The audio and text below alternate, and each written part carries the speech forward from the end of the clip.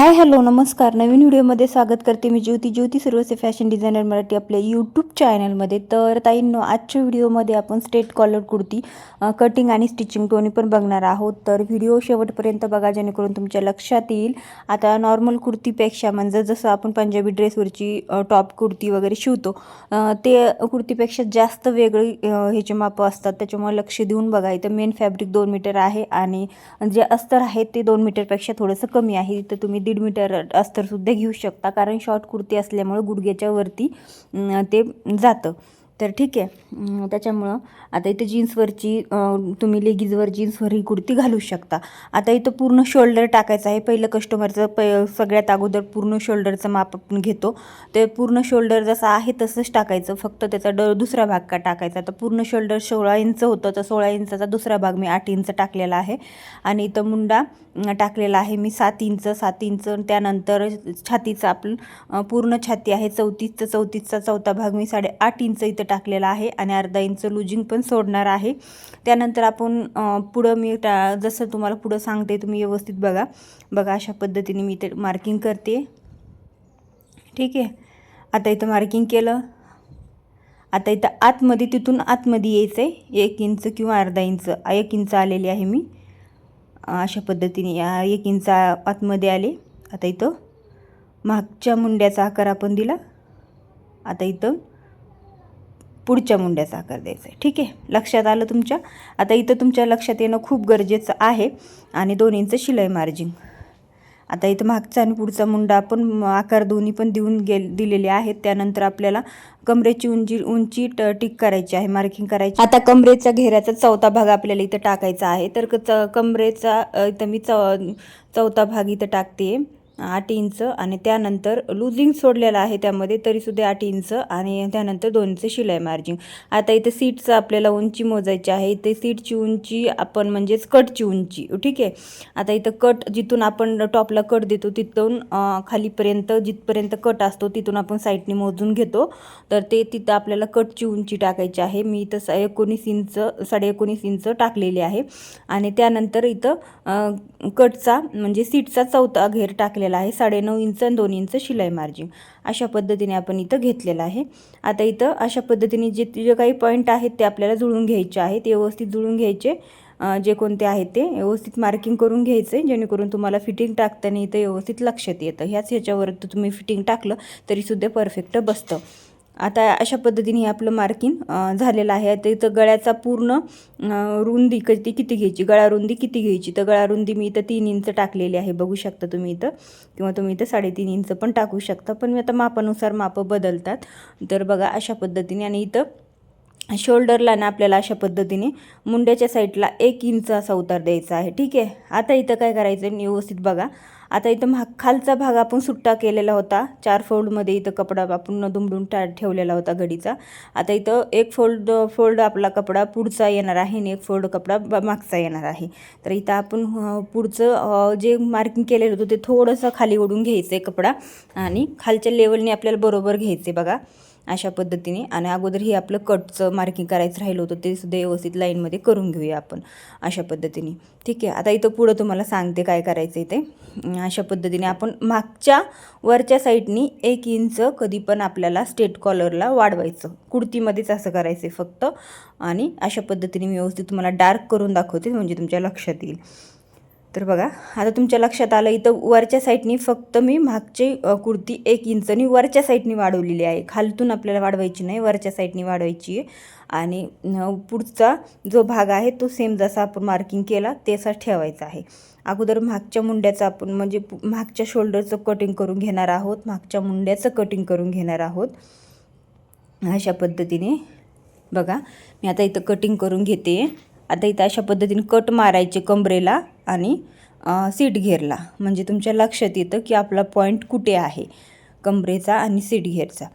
तर अशा पद्धतीने आता हे आपलं कटिंग पूर्ण झालेलं आहे. बघा मी इथं 3 इंच गळारुंदी घेतलेली आहे. बाकीचं जे काही शोल्डर उरलेलं आहे ते आपलं पूर्ण तयार झालेलं आहे, म्हणजे आपल्याला जशी कटिंग हवी आहे तसं तयार आहे. आता इथं मी 4 फोल्डमध्ये हे मेन फॅब्रिक घेते म्हणजे तुमच्या लक्षात येईल. आणि अशा पद्धतीने आपण त्यावरती हे कट केलेलं अस्तर ठेवायचे.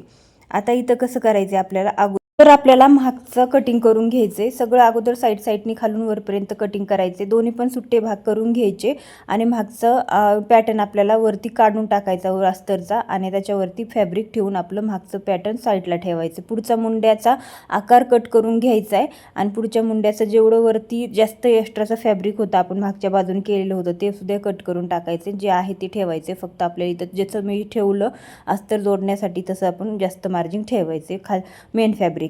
पुढचा मागचा भाग व्यवस्थित टाकून ठेवायचा, जेणेकरून तुमच्या लक्षात येईल नवीन शिकणारे असाल तर.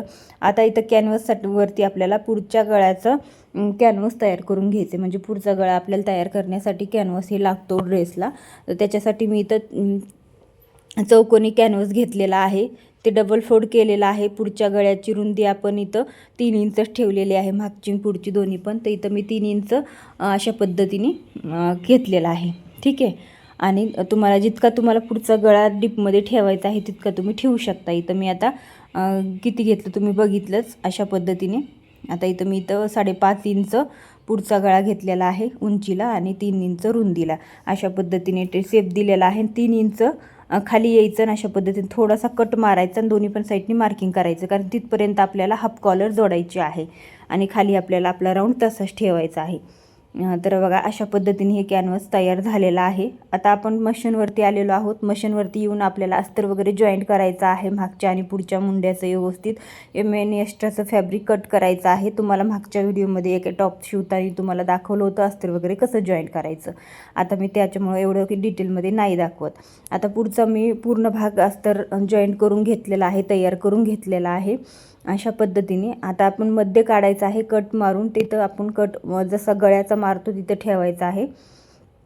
आणि 2 कट आपण साईडनी तिथं मारलेले आहेत ना, शोल्डरपासून खाली 3 इंचपर्यंत, ते आपल्याला सोडून द्यायचेत 3 इंच आणि खालीच फक्त गळा तयार करून घ्यायचा आहे, ठीक आहे. अशा पद्धतीने आता इथं जितका आपण खाली गळा तयार करून घेतला आहे ना, तसं आपण वरतून गळा सगळा कट करून घेणार आहोत आणि कट मारणार आहोत. अशा पद्धतीने कट करून घ्यायचे फॅब्रिक आणि जिथपर्यंत आपण शिलाई दिली तिथपर्यंतच कट मारायचेत आणि हे पलटून घ्यायचे.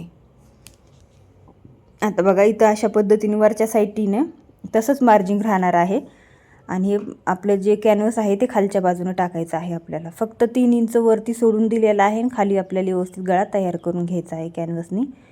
आता इथं पान आकारचा शेप दिलेला होता मी. तुम्ही इथं गोल आकार, मटका आकार किंवा पंचकोनी, चौकोनी कोणताही देऊ शकता. बघा आता अशा पद्धतीने एवढं उरलेलं आहे मार्जिंगवरती, ते मार्जिंग आपल्याला कॅनव्हासला जोडायचं आहे. एक्स्ट्राचे दोरे वगैरे कट करायचे आहेत.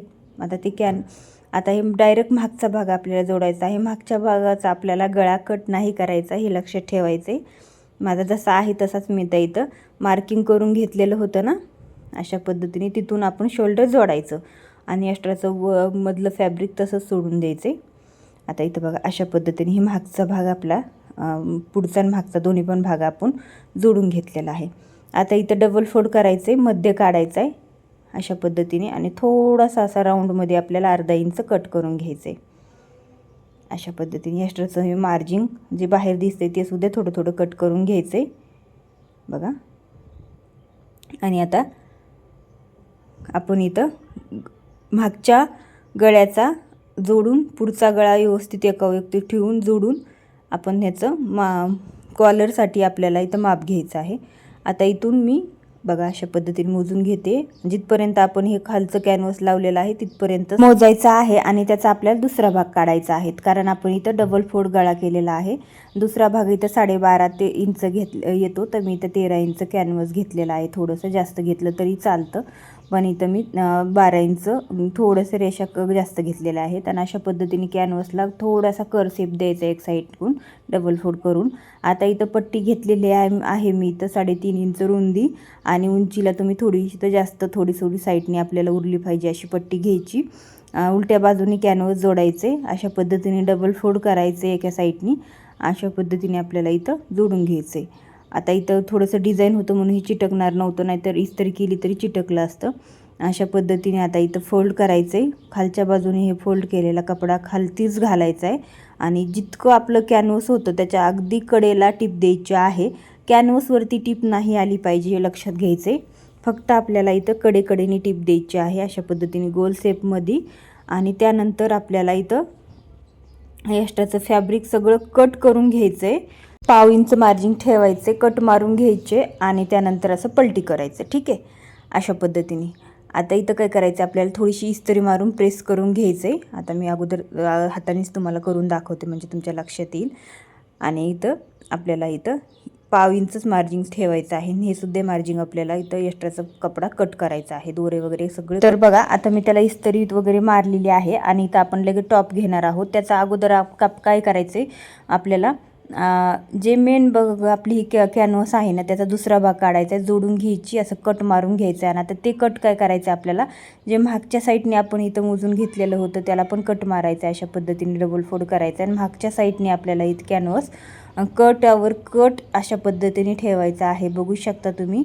आणि इथून आपल्याला कॅनव्हास जोडायचा आहे. पण आता इथं कॅनव्हास जोडताना तुमच्या लक्षात येत नाही, तर व्यवस्थित बघा. तर अशा पद्धतीने आपण इथं जोडून घेणार आहोत. तर इथं जितकं आपण 1/2 इंच मार्जिन त्या साईडला ठेवलेलं होतं तेवढंच आपल्याला इथं जॉईंट करायचं आहे. आणि जे अशा पद्धतीने कॅनव्हास जोडायचं आहे. कॅनव्हासची उलटी पट्टी ठेवायची आहे आपल्या टॉपच्या सुईच्या बाजूला. आता इथं कटपासून तर आपण तिथपर्यंत टिप मारली. आता त्याच्या पुढे सुद्धा आपल्याला तेवढीच टिप मारून घ्यायची आहे. आता बघा मी तेवढी टिप आता घेते मारून पटकन आणि मग तुम्हाला दाखवते. ठीक आहे, बघा अशा पद्धतीने मी आता इथं व्यवस्थित सगळी टिप मारून घेते. व्यवस्थित बघायचं आहे, सगळं व्यवस्थित पॉईंटवरती आलं पाहिजे, जेणेकरून फिनिशिंग छान दिसेल. तर अशा पद्धतीने मी आता टिप मारून घेतलेली आहे. ठीक आहे, आता इथं काय करायचं आहे बघा, आपल्याला अशा पद्धतीने फोल्ड करून घ्यायचं आहे. आता इथं बघा अशा पद्धतीने फोल्ड करायचं आहे आणि खालचं मार्जिन आहे ना त्याच्यामध्ये घालायचं आहे आपल्याला. ठीक आहे, अशा पद्धतीने तुम्हाला व्यवस्थित दाखवते. बघा हे असं आतमध्ये हे सगळं मार्जिन घालायचं आहे आपल्याला. आणि त्यानंतर हे वरची कॉलर आपल्याला त्याच्यावरती ठेवू नये ना, अशा पद्धतीने टिप मारून घ्यायची आहे. ठीक आहे, आता ते बघा अशा पद्धतीने आपल्याला व्यवस्थित अशी टिप मारून घ्यायची आहे. आता इथं फक्त तुम्हाला कॉलरवरती टिप नसेल मारायची तर तुम्ही इथं खाली मारा, पण मी तर कॉलरवरती टिप मारून घेते. बघा अशा पद्धतीने डायरेक्ट कॉलरवरती टिप मारायची आहे. सगळं मार्जिन आतमध्ये घालायचं आहे खालून, जे आपण कॉलर जोडलेलं मेन फॅब्रिकला मार्जिन आहे ते सगळं मार्जिन आतमध्ये घालायचं आहे. तर बघा अशा पद्धतीने आपण इथून तिथून त्या गळ्यापासून म्हणजे त्या पॉईंटपासून ते ह्या पॉईंटपर्यंत आपण व्यवस्थित अशी सगळी टिप मारून घेतलेली आहे. आता इथं थोडंसं डिझाईनचा कपडा असल्यामुळं थोडंसं माझं अडकत होतं, तर व्यवस्थित मी करून घेतले. आणि अशा पद्धतीने आपली कॉलर पूर्ण जोडून झालेली आहे. तर बघा हे आपलं हाफ कॉलर जोडलेली आहे आपण आणि पुढचा थोडासा पानसेपमध्ये राऊंड दिलेला आहे. फुल कॉलरसुद्धा आपण अशाच पद्धतीने जोडायचे आहे. फक्त थोडेसे म्हणजे मापं नाही बदलत, फक्त कॉलरचं थोडं चेंज होतं. तर मी तुम्हाला एखाद्या व्हिडिओमध्ये ते सुद्धा सांगेल. आणि इथं आपल्याला वरच्या साईडने सुद्धा छान असं फिनिशिंगमध्ये टिप द्यायची आहे कॉलरला, म्हणजे जेणेकरून व्यवस्थित छान असं दिसेल. आता इथं डिझाईनचा कपडा असल्यामुळे व्यवस्थित कॉलरला चिटकून बसलेला नाही म्हणून तुम्हाला असा दिसतोय, पण ज्यावेळेस प्लेन कॉटन कपडा असेल त्यावेळेस छान असा कॉलरला चिटकून बसतो.